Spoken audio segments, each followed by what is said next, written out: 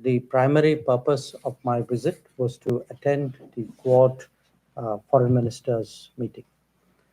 And I obviously, in addition to the meeting itself, I met bilaterally with my counterparts, Secretary Rubio, Foreign Minister Penny Wong, and Foreign Minister Takeshi Iwaya. I also had separate meetings with the Secretary of Defense, Pete Hegseth, and with the Secretary of Energy, Chris Wright, yesterday. So let me start with the Quad, because as I said, that was the main purpose. The meeting which we had was a much longer and a much more detailed one than we had in January, which actually happened to be the first day that Secretary Rubio had taken office. And all the Quad ministers, I think we all agreed strongly that our goal in the Quad was to strengthen strategic stability in the Indo-Pacific. And this meeting, the discussions were largely devoted to enhancing delivery on various initiatives and projects. As is the practice on such occasions, we had a very open, very freewheeling discussion on regional issues of the Indo-Pacific. A lot of that was a granular analysis of different situations, different issues of the Indo-Pacific itself. But again, in the light of recent developments, it was natural that we also spent some time discussing the Israel-Iran conflict, also what the US had done in Iran. Now, while our meeting was taking place, there was in parallel a Quad business roundtable on critical minerals, and there were companies from all the four Quad countries which were present at that roundtable. Now, in terms of Quad, of course, in its current incarnation, it's been there since 2017. It has grown steadily. All of you are aware of it. But I just want to flag some recent developments, because people often ask, saying, okay, how is it deepening? How is it progressing? So let me highlight some of them. One, we launched the Quad Critical Minerals Initiative, and this would be focused particularly on the mineral recovery, which is very important for all of us. Second, there's the Quad Indo-Pacific Logistics Network. That was launched earlier in the year, and we decided it will hold its field training exercise, first field training exercise, fairly soon. It had held its tabletop exercise in May. Then there is the Quad at Sea Ship Observer Mission. This involves our Coast Guards, and that's recently launched from Palau to Guam. So we recognize that as an important step in Coast Guard cooperation. Then there is a maritime legal dialogue at the expert level, which will be held in India, right? It is virtual, sir. Achha, it's virtual, okay, in later this month. Then we took some steps to expand the Indo-Pacific Partnership on Maritime Domain Awareness through our Gurugram Fusion Center. Also Maitri workshop, which will allow us to assess capability gaps and build maritime capacity. There will be a Quad Ports of the Future Partnership Conference, which will focus on resilient ports and shipbuilding. And of course, a Quad partnership on cable connectivity and resilience. It will hold a conference on undersea cables. So as you can see, the Quad members are all, fundamentally maritime nations. A lot of what brings us together, the Indo-Pacific, is the maritime facet of our capabilities. And most of what you can see as steps of advancement are in the maritime area. Now, from this meeting, if I have 3 or 4 takeaways, I would say one, quite clearly, because as I said, this was a really detailed Quad meeting we were doing under Trump 2.0 administration. There was a very clear affirmation of the deepening commitment of all members to the Quad. Second, this goal of strategic stability that I spoke about, uh, obviously it's expressed through various initiatives and cooperative endeavors. And what that essentially means is we are discussing how do we build our own capabilities and those of others through cooperation, and how do we mitigate vulnerabilities. That if there are vulnerabilities of various kinds for various nations, over dependence or reliance, over reliance in a way, then what is it we can do with each other to address those gaps and make that less of a problem. The Quad architecture has been, because Quad has grown in the last 8 years in a sort of very organic fashion. So every time there's a meeting, there are new ideas, something is set up, there's a discussion, some project is done, some new cooperation is started. So the feeling was, look, it's got a bit messy. So let's streamline it into 4 clear streams, and those 4 clear streams were maritime and transnational security, economic prosperity and security, critical and emerging technologies, and humanitarian assistance, and I think emergency response. We also expect to hold the Quad Summit in India later this year. And we had a useful discussion about preparing for that. There was, we tabled some ideas, so did others. We had a discussion. Obviously, those ideas have to take form before I'm in a position to share that with you. So that was, the sum and substance of what happened on the Quad side. In terms of my bilateral meetings, I had a good session with Secretary Rubio. And we essentially did a stock taking of the last 6 months, and what do we do to go, look ahead. And this included a discussion on trade and investment, on technology, on defense and security, on energy, and on mobility.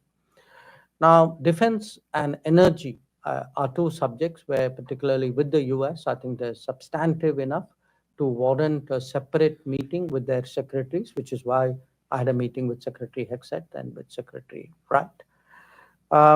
I also had very useful conversations with my other 2 counterparts, Penny Wong of Australia and Takeshi Iwaya of Japan. In both cases, obviously, whatever are the particular bilateral issues in those relationships were the subject of our discussions. We talked about visits which were due on either side, preparing for the meetings of our Prime Minister, which are also impending. So overall, I would say, for me, it was a very productive day yesterday, and for in terms of the evolution of Quad, I think it was again a step forward. Not just, I would say, in terms of a sort of another meeting of the Quad, but in many ways it was a sort of a house cleaning and a way of making it more efficient. We were self-auditing ourselves and saying, okay, how do we deliver better? How do we make it more efficient? So that's the spirit really in which we approached this particular meeting. So that's what I had to share with you. I'd be very happy to respond to any questions that you may have. Okay, please do introduce yourself by name before you begin. Foreign Minister, thank you. Shashank Matu with the Hindustan Times. So could you tell us a little bit about the substance of the Quad's discussions on the Pahalgam terrorist attacks as well as the Operation Sindoor? What was said to you by your counterparts from the other Quad ministries? Well, we had you saw that it was something which I spoke about publicly in my remarks. It's also reflected in the joint statement of the Quad Foreign Ministers meeting. And essentially, with each of my counterparts, I had shared with them the sense that, look, the nature of the terrorist challenge, the fact that we have confronted it really over multiple decades, and that we are very resolved today to respond to it very firmly, and that we have the right to defend ourselves. I think that's something which not just Quad partners, but I think many other countries. I was in Europe. You had a lot of countries recognizing that. But what is important for us in the Quad statement, as also the statement which the Security Council had issued on April 25, is that the perpetrators of terrorism must be held accountable. They must be brought to justice. And that's important because we then have to communicate to the world that what we did during, on 7th May, the objective of Operation Sindoor is that if there are attacks, if there are terrorist attacks, we will act against the perpetrators, the supporters, the financiers, the enablers. So that message, I think, was conveyed with great clarity. Minister Saurabh Shukla, I represent News Mobile. I also represent Prasar Bharati and consulting editor of the Republic TV. Minister, Prime Minister Narendra Modi took a bold step post Pahalgam and etched a new strategic doctrine of India. There are reports even now that there are Pakistan-based terror groups which are continuing to plot terror attacks against India. There are groups which are active, which are openly seen, their leaders openly seen. What happens if there is another terror attack on India which is directed from Pakistan or financed by Pakistan? Look, nobody is going to answer that in the hypothetical manner in which you posed it. I think what we have to what we have communicated very clearly is we mean it when we say there is zero tolerance for terrorism. Now, and we also, if you look back at Prime Minister's address to the nation after the cessation of firing on 10th of May, there were some very clear messages which came out of that. So it's really for the terrorist groupings and for their sponsors to absorb and to reflect on those messages. Now, I don't think we are going to spell out if this happens, we will do that. I mean, no government does that. Thanks, Neha. Yeah, good to have you back in DC. Yashwant Raj from Dairy Bhaskar. My question is again on Pakistan and etc. But I refer to your bilateral with Secretary Rubio.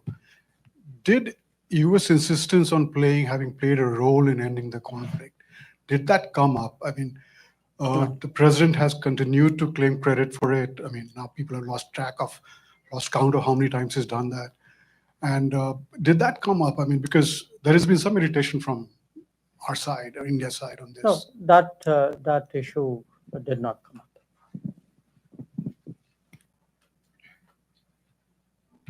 Thank you for. It's working. It's working? Yeah. Thank you, Foreign Minister. This is Vishnu from South Asian Herald. How do you assess the overall impact of the recent all-party delegations that returned to India? And have they contributed meaningfully in shaping global consensus on India's policy on zero tolerance and to defend its people against terrorism?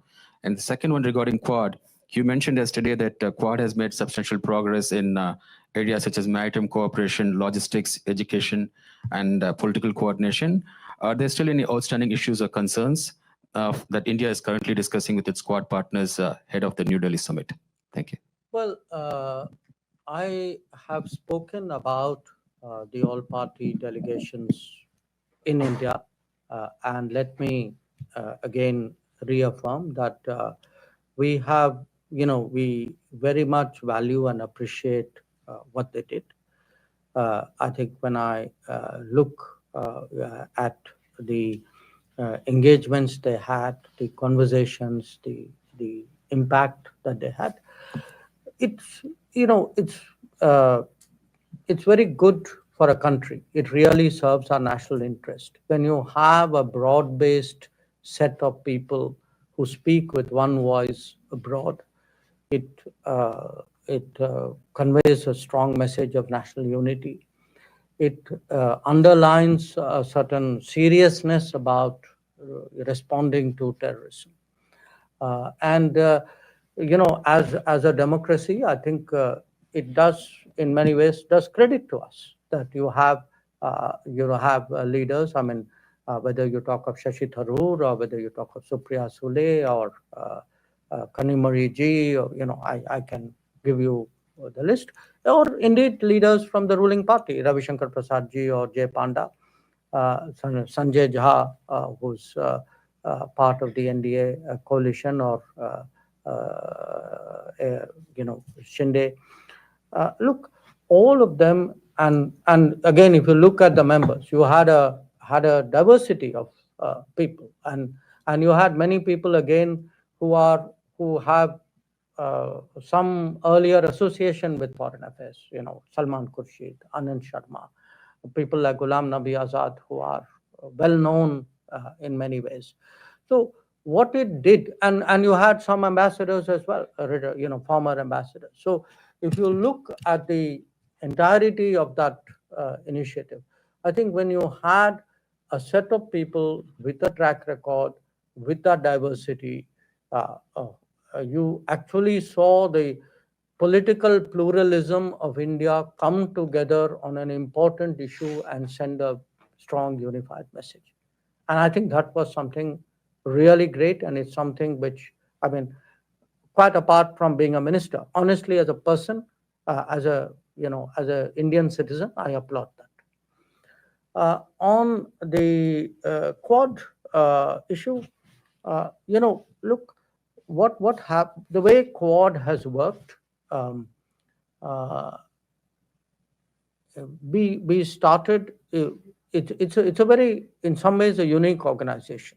It doesn't have a legal formal framework. It does not. There's no document that countries signed up to. So what has happened from the start is we met. It was very comfortable. There was a certain commonality of purpose. There was a common ground which we were covering. There was a convergence of interest which drove us. And every time we have met, and in between meetings, our officials keep talking to each other. We have built up an agenda. And so when you ask me, if you've done this, what remains to be done? Well, there's a universe of things remaining to be done, because it is not like there's a limit. It's not like we have 10 tasks and we have done 5. I think the more we develop the Quad, many more possibilities really would open up. And sometimes the possibilities would reflect the need of the day. I would say 5 years ago, maybe undersea cables was not such a big deal. Today it is. Critical minerals was not in people's lexicon. It now is very dominant. So issues will pop up. New priorities will emerge. Sometimes old ones which were not addressed will also be looked at. So in that sense, I mean, in a good way, you make it up as you go along. You are very open ended. We welcome any suggestion which any member has, or even which somebody else may give us, and build up an agenda on that basis. And that's the way we've actually built up the Quad, and I'm sure that's the way we'll continue to do that. Thank you, Mr. Minister. Reena Bhardwaj, ANI. The Quad members also expressed concern about the South China Sea. I'm wondering if you have anything to add on or share something on in terms of the conversations. And the US also plans 500% tariffs on import of on Russian oil. I'm wondering if there were any discussions. You're talking of the Lindsey, Senator That is Graham's. correct. So if there are any discussions on that front too. Well, on South China Sea, we had I mean, there was some discussion because, as you know, that is an issue of great concern, not just to Quad members, obviously to Quad members because we are all maritime, but to the region and in many ways to the world as a whole. And a lot of the issue is really issues pertaining to UNCLOS, and, there's been a tribunal verdict there. And the issue is to find a sort of a solution to to the disputes which are there pertaining to that. And obviously the Quad members all have a shared interest, because for us it's a very important international waterway. So how to ensure that it stays calm and free of conflict is something which is a common priority. Regarding Senator Lindsey Graham's bill, well, obviously, any development, but which is happening in the U.S. Congress is of interest to us if it impacts our interest or could impact our interest. So we have been in touch with Senator Graham. The embassy, the ambassador has been in touch. I think our concerns and our interests on energy security have been made conversant to him. So we'll then have to cross that bridge when we come to it, if we come to it. Sir, thank you for doing this all. As you have mentioned during this bilateral meeting with your US counterpart, you have discussed so many wide range of topics. Do you see during any upcoming meetings as an opportunity for the India and the US to discuss initiatives around seasonal labor mobility for India to US? As we see the significant contribution of the Indian and Sikh community in the sectors like agriculture, transportation, retail, and hospitality. It will be win-win situation for both the countries. I note that you have that point of view. But I would say on my visit, obviously that specific issue did not come up. But I did raise the question of, more efficient and smooth issue of visas, because I think that is a public concern in India.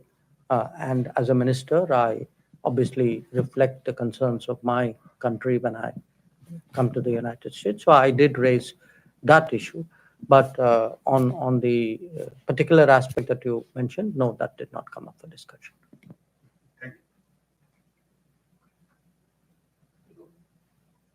Yeah, I can hear you. Go ahead. Hello, I'm Anil Takarkar from Pudari newspaper and Pudari TV news channel from India. Sir, so can you elaborate on India's approach to balancing its strategic partnership within the Quad while maintaining its independence foreign policy stance, especially with the summit being hosted in India this year? Well, I don't see any contradiction there. So the question for me of balancing it doesn't arise. I mean, Quad is, to my mind, a platform, a grouping that actually reaffirms our strategic autonomy. I mean, what does that mean at the end of the day? It means we are a independent power, a large, independent, increasingly influential country, a growing economy. We have our interests. We want the right to make decisions based on our own judgment and our own interests. And definitely for us, membership of Quad serves that purpose. It is an expression of that very concept.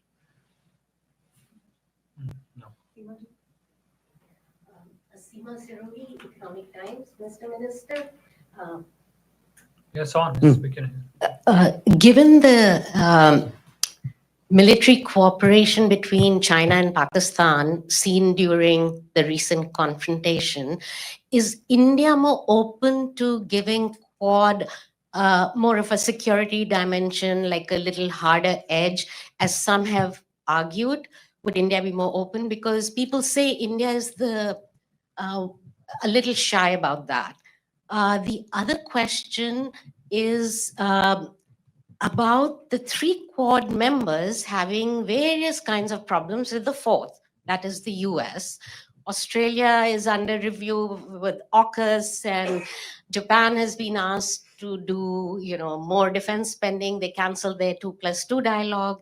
India has a host of political issues that came up in the aftermath of Operation Sindoor. How did that play out in your meetings? Does that cast a shadow? And one last chota question on China. We don't know where the Trump policy is going on China. If Quad's main purpose is to sort of create an alternative and prevent hegemony by China in Asia, how are we supposed to understand what's happening right now? So let me reflect on what you are saying.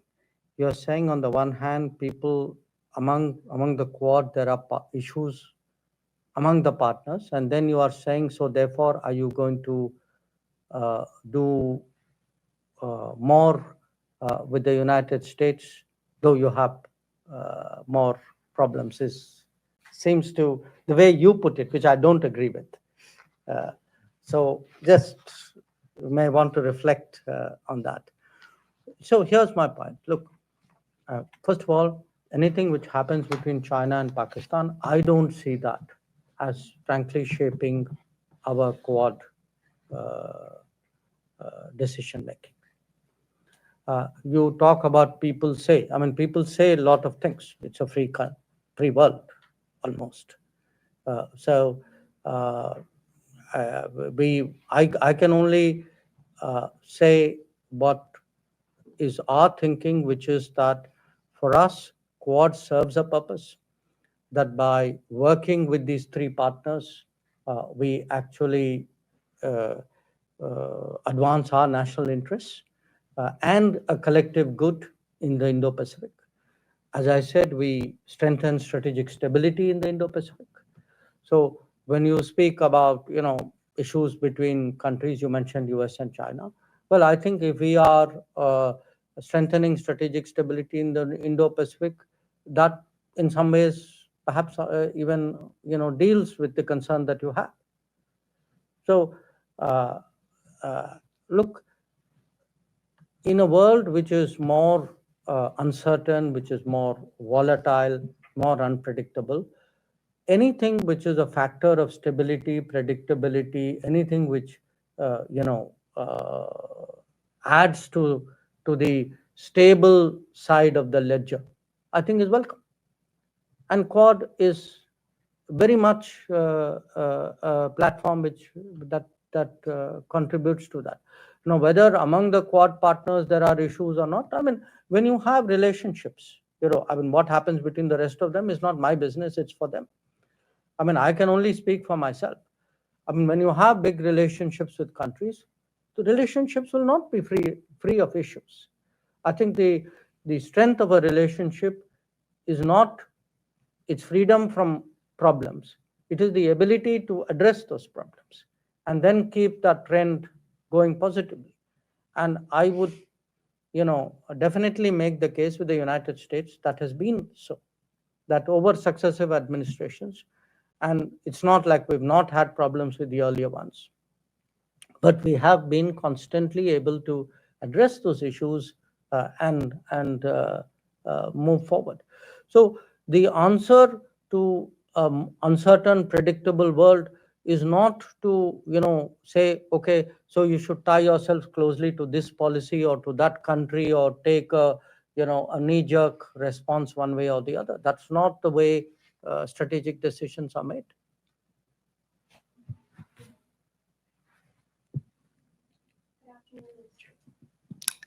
Two questions for you. Given India's growing role as a net security provider in the Indo-Pacific, how does the Quad envisage strengthening the regional security architecture in ways that complement ASEAN's centrality while reinforcing international law, particularly UN Convention on the Law of the Sea? And secondly, India has emphasized the importance of elevating the voice of the Global South within global governance frameworks. In what ways did the recent Quad discussions integrate this perspective, especially in terms of equitable infrastructure development and humanitarian assistance mechanisms? On the first question, I would say we spent a certain amount of time discussing ASEAN, its centrality, its interests, etc. And the Quad has always been very respectful of the ASEAN. I mean, you have to appreciate that in many ways ASEAN provides a great sort of strategic contribution to the global system, because it has created platforms where very, very diverse countries. I mean, if you look at the East Asia Summit attendance of various bodies, you get really countries which would normally not be in the same place at the same time coming for those meetings.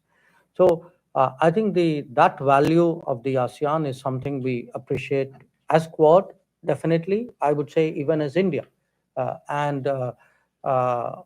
We very much, in all our discussions and activities as Quad, when we look at the Indo-Pacific, for us, ASEAN centrality is very much in mind. Regarding Global South, yes, of the 4 Quad members, we are the only one who's from Global South.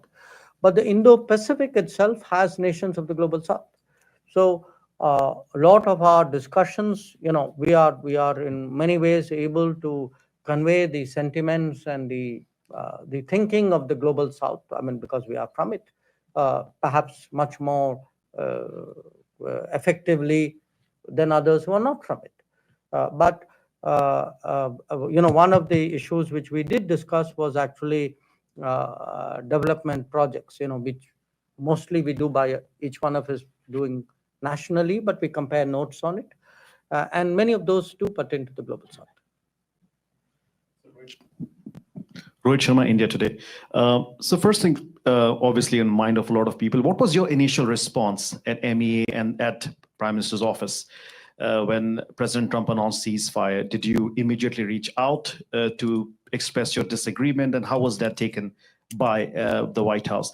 2 years ago, second question. 2 years ago, I asked you in one of these briefings, and you noted that Pakistan was no longer a central piece to bilateral relationship between India and the US. Has that changed now after Operation Sindoor? And third, do you believe there is a double standard when it comes to terrorism, when it happens in countries like India versus the West? Do you think Western countries see it differently, terrorism happening on their shores versus when it happens abroad? Thank you.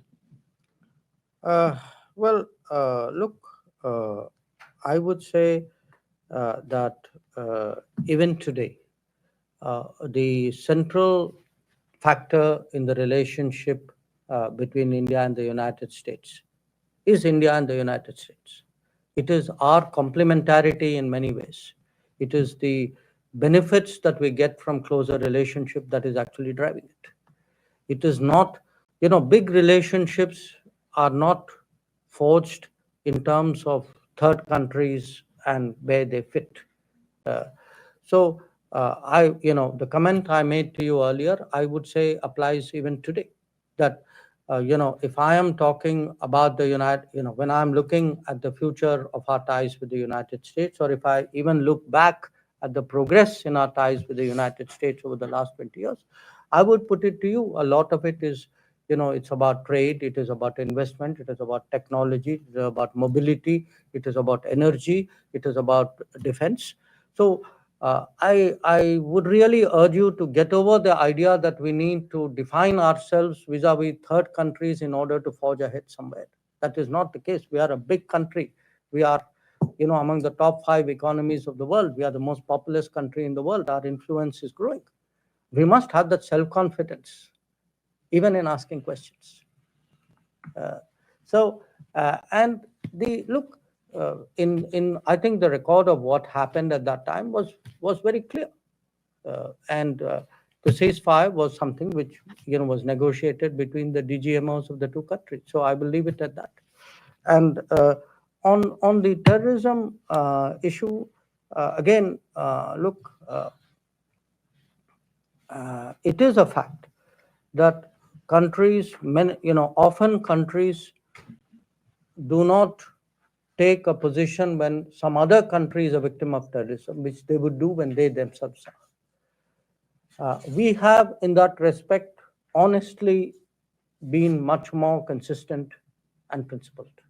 That we have, when terrorist incidents, attacks happen elsewhere, outside India, we have largely followed the same position that we have taken when they have happened in India. So if is your point that others not doing it, my answer to you is yes, you are right. Many of them are not doing it or not doing it sufficiently enough. And part of diplomacy is to exhort them, encourage them, persuade them, motivate them to do that. And which is why it's important to speak up, and which is why it's important to carry them with us to the best possible degree.